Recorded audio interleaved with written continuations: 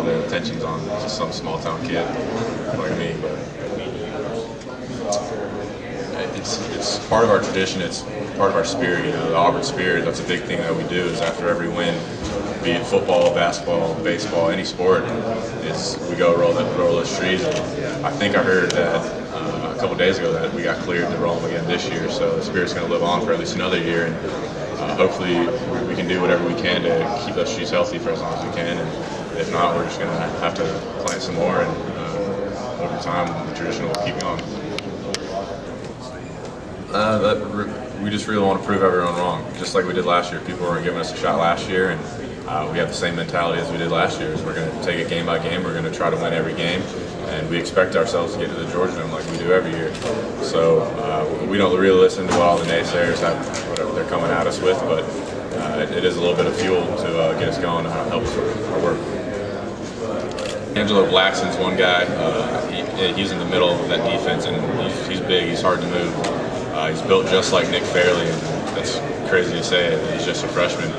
And then Chris Frost is another guy, great build, great attitude. He's been flying around during practices and really just impressing a lot of the older guys. And then Quan Bruce, some rough stuff this summer, and he's just kept his head high. And, you know, he's come to us when he needs to talk to someone, and he's just not letting it affect him on the field. It's been kind of his place to get away from it all. So he's impressed us a lot. He'll be a guy like Trevon Reed who can catch the ball out in space and hopefully makes plays for him.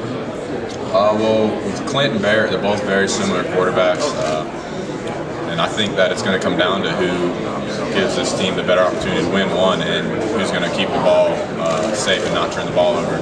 I think that's the two things that Coach Malzahn and Coach Chisholm are looking for. And they're both very similar. Clint's a little bit bigger, which gives him a little bit more of an edge going into it, just because he can see over the line. He's a little bit more athletic. But Barrett's also, he's been here for so long. He's savvy. He knows the ins and outs of the offense, and I feel confident. You know, I tell guys all the time, you know, if you want to come play early, come to Auburn. You know, our coaches give us a great, you know, atmosphere, a competition, and we're going to play the best players. It doesn't matter, you know, how old you are, you know, if you're 17, 18, or 19. If you're a baller, if you're going to help us win football games, you're going to play for Auburn University. And you know, I love our coaches. You know, we're a competitive first atmosphere, and it's going to be fun, you know, just to see those guys compete and try to win. Plus, you know, ever since January 11th, we've heard the naysayers. You know, but those type of things, we're going to use that to our advantage. As a competitor, when you work so hard and everybody's telling you what you can't do, you want to go out there and do it, and you want to go out there and do it really bad. So for us as a group, you know, as a whole unit, as a family, we're going to go out there each and every Saturday to go out there and not to prove people wrong by no means, but to win games, not for just us, but for the Auburn family. It's small, and there's some great running backs in this league. But you know, a guy, you know, that's on my team that I personally like, a guy like Ontario McCain. You know, you don't see it. You really don't. You don't see you know, his name in the papers too much. But he's a guy that everybody says, oh, speed. But you know, this spring he ran between the tackles. You know, he did the hard runs that you got to ask for back in the SEC. And I'm looking forward to a big year ahead, and I know the Auburn family is too. Somebody with too much time in their hands figured out that you have more Twitter followers than any of the players that are this week. Oh, yeah. What do you think of that? And what are you going to tweet when you're done with this? I don't know. I think my last tweet was Emory said he was happy to be with me and Nosa at me today because we all came in together.